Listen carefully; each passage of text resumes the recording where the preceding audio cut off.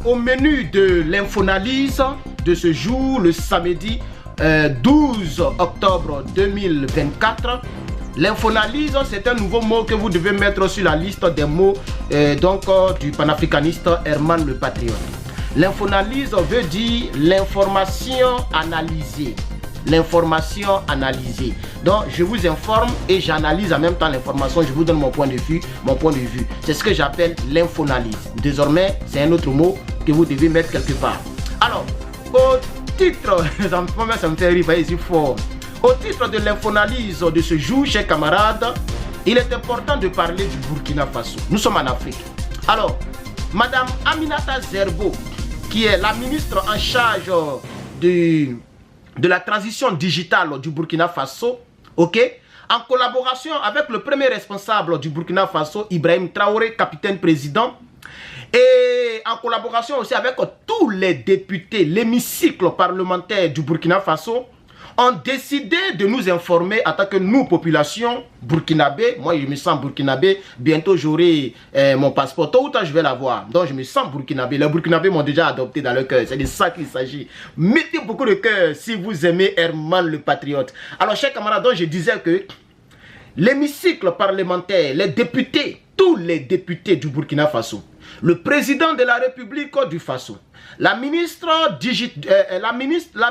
de la transition digitale, tout ce qui est digital là, Madame Zerbo, ont voté ensemble une loi, ok, qui va permettre aux Burkinabés d'avoir un système digital accessible à tous. Je vais vous expliquer, vous allez bien comprendre. Parce que là, je pense que vous n'avez pas encore bien compris. C'est pourquoi tu n'as pas encore mis le pouce bleu. J'ai dit, Ibrahim Traoré, c'est un dur. Lui, il pense au peuple. C'est-à-dire, lui, tout ce qu'il fait là, comment faciliter la vie. Comment faciliter la vie au peuple. C'est ça qui l'intéresse. C'est ça qui l'intéresse.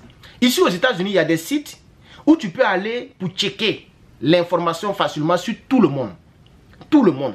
C'est-à-dire, avec numéro de téléphone. Ou bien avec nom de famille, non légal. Ou bien avec adresse. Tu peux faire tes recherches. Tu n'as pas besoin d'aller à la police.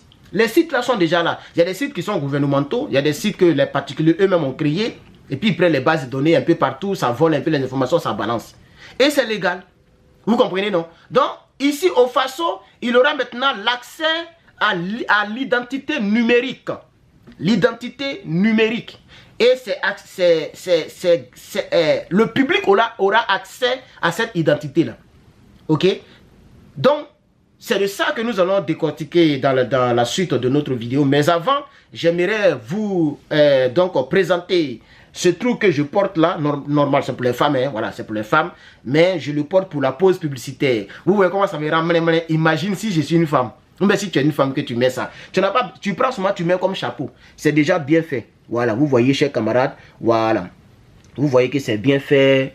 Voilà ça ici. Voilà. Et j'ai différentes couleurs. C'est pas encore disponible sur le site, mais déjà je vous informe que on a ce truc là qui coûte très moins cher avec Herman le Patriote, 5 € et puis 7 $. Voilà. Pause publicitaire terminée. N'oubliez pas de commander vos t-shirts aussi que j'ai porté. Voilà, et les autres t-shirts du panafricanisme avec le logo que vous voyez quelque part ici. Ceci dit, on va avancer. On va aller en profondeur. Nous sommes à 3 minutes. Le Burkina Faso se dote d'un système d'identification électronique. Système d'identification électronique. Un système d'identification électronique. Au Burkina Faso, les députés de l'Assemblée législative de la transition ont franchi une étape importante dans la modernisation de l'administration burkinabé.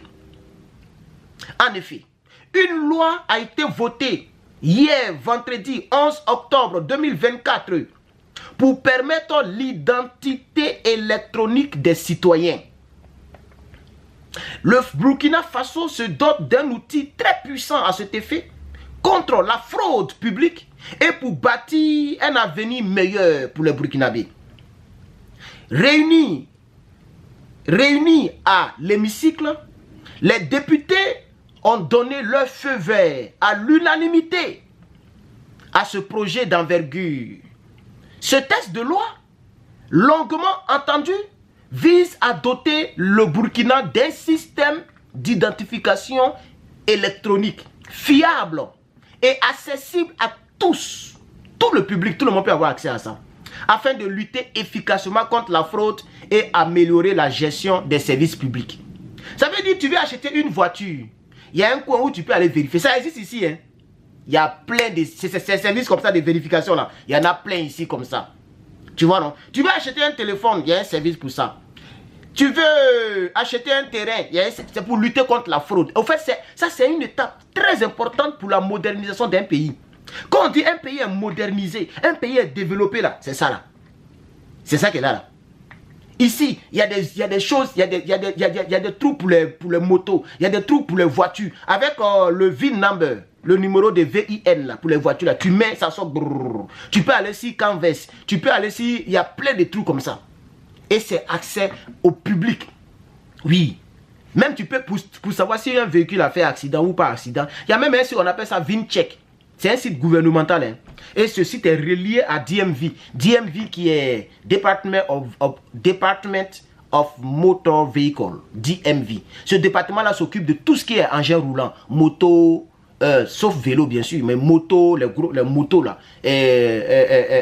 Bateaux, je sais pas, les gros camions, tous les camions, les personnels. C'est ce département-là qui s'occupe de ça, chers camarades. Voilà.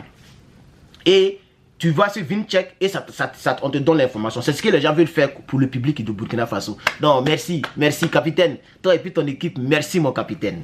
En effet, la Commission des affaires générales institutionnelles et des droits de l'homme a souligné l'importance de ce cadre juridique solide. Ils vont envoyer ça en justice au fait. Pour elle, pour cette commission, cette loi votée va permettre d'assurer l'interopérabilité des différents systèmes d'identification et de faciliter l'accès aux services publics pour tous les citoyens du Faso. C'est pas ce que j'ai dit là. Donc, il y a même, ok, il y a même une commission des droits de l'homme, ok.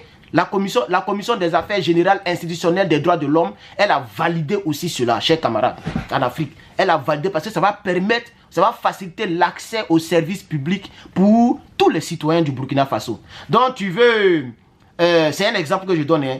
Tu veux peut-être imprimer ton extrait de naissance, tu n'es pas obligé d'aller encore, même en Côte d'Ivoire là, pour faire extrait de naissance, tu dois aller où tu es né. Et c'est pas que ça a changé maintenant. Mais jusqu'en 2018, ça continuait. Tu dois aller où tu es né pour prendre extrait de naissance. Voilà. Mais ici, ils veulent tout faciliter. Tu veux faire telle chose, tu as accès à ça. Tu veux faire telle chose, tu as accès à ça. Chers camarades peuples d'Afrique. Vous comprenez? Même ici, même ici en Californie, ils ont changé même à faire des DMV. C'est-à-dire, ils ont enlevé plein de choses. Parce qu'avant, il y a certaines choses pour les véhicules, tu dois te rendre là-bas en personne. Mais maintenant, pour acheter le truc là, tu t'en sur le site, ça te trouve à la maison. Tout se fait à la maison maintenant, chers camarades. Parce qu'ils ont mis l'accès au public, ils ont permis l'accès au public au fait, chers camarades. Par ailleurs, Aminata Zerbo, ministre en charge de la transition digitale, a mis en avant de nombreux avantages de cette nouvelle loi, notamment en termes de planification et de développement.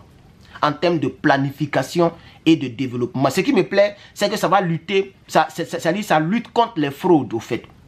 Tu vois, non? C'est-à-dire, vous aurez accès aux fichiers gouvernementaux. Vous-même, vous vérifiez. Tu veux acheter téléphone, il y a un trou où tu peux vérifier. C'est ce qu'ils vont faire. Pour le moment, ce n'est pas encore bien élucidé, hein, mais c'est une loi globale qu'ils sont en train de mettre sur place. Pour rappel, le gouvernement dirigé par le capitaine président Ibrahim Traoré, à travers ce projet de loi, ambitionne d'enrôler au moins 80% de la population d'ici 2026. 80% de la population. Quand on dit enrôler là, non, le capitaine c'est un dur. Afin de disposer d'une base de données fiable, exhaustive pour le Burkina. Voilà, c'est ça qui est ici là, c'est ce que les gens font ici. Quand on dit enrôler 2026, ils vont prendre 80% des Burkinabés. C'est-à-dire à peu près plus de 18 millions de Burkinabés. Quand on dit enrôler là, ils vont aller faire des recherches. Ils vont prendre ton nom, ton lieu de naissance. Tu ne vas pas mentir au gouvernement, tu n'as pas qu'à. Ici, on peut te mettre en prison. Donc, ils vont enrôler tout le monde pour prendre les vraies informations. Ils vont faire une... non, le capitaine, pardonnez, mettez beaucoup de j'aime, pardonnez, mettez beaucoup de j'aime. Mettez beaucoup de j'aime à cette vidéo. Partagez cette vidéo. Partagez, vous ne partagez pas Facebook. Partagez. YouTube, mettez beaucoup de j'aime. TikTok, mettez beaucoup de j'aime. Ça, c'est des choses. Moi, mais ça me donne chair de poule. On est venu chercher quoi ici? S'il y a encore des Africains qui peuvent penser comme ça, là, mais on est venu chercher quoi ici? On est venu chercher quoi ici? L'AES, ayez votre propre monnaie, pardonnez, nous, on va aller s'asseoir là-bas. On va aller s'asseoir là-bas. Je ne pense pas qu'il a fait 20 ans ici. Hein. Peut-être qu'il a fait va-et-vient. Va-et-vient. C'est-à-dire, parce que je vais expliquer ça à ceux qui ont souscrit. Ok?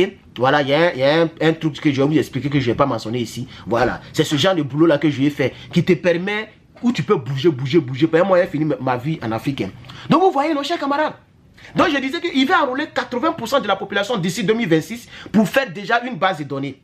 Donc, vous allez voir bientôt, vous allez voir les gens du gouvernement, vous allez aller sur un lieu où ils vont vous enrôler, ils vont vous poser des questions. Tu as combien de frères? Tu as combien de soeurs? Est-ce que tu as déjà fait tant? Ils vont prendre, comment on appelle ça? Ils ont déjà vos casiers judiciaires. Et ils vont comparer, ils vont faire une base de données pour chaque individu et ça y est là-bas. Même ici, là, les filles, là, même nous-mêmes, quand on drague, mais c'est les filles qui font ça beaucoup. Quand tu vas la draguer, là, la première des choses qu'elle te demande ton numéro de téléphone. Les filles ici, là, ne donnent pas leur numéro de téléphone comme ça. Hein. Elle-même, elle prend ton numéro de téléphone et puis elle s'en va avec. Si elle ne t'a pas rappelé, c'est qu'elle a... Avec le numéro de téléphone, tu peux voir tout sur la personne. Donc vous voyez un peu, chers camarades. Voici la bonne nouvelle, chers camarades. Voici la bonne nouvelle. Comme nous sommes à 12 minutes, je vais m'arrêter là. Hey, Ibrahim Traoré, tu es qui? Tu es quitté où? Où tu étais? Pourquoi tu n'es pas devenu ivoirien? Hey, pourquoi tu n'es pas devenu ivoirien? Chez nous là-bas, là, c'est gâté. Oh, les gens ont peur. Les kakabés, les maudits. Les bleus goudés, les maudits. Hey, les Soro Guillaume, les Rebia. Rébé. Chez nous, on n'a pas quelqu'un comme toi pour l'instant. Oh. Peut-être que c'est moi. Je vais prendre ta place chez nous en Côte d'Ivoire. Chers camarades, merci de m'avoir suivi. C'était Herman le Patriote en ce samedi. Que Dieu vous bénisse et portez-vous bien.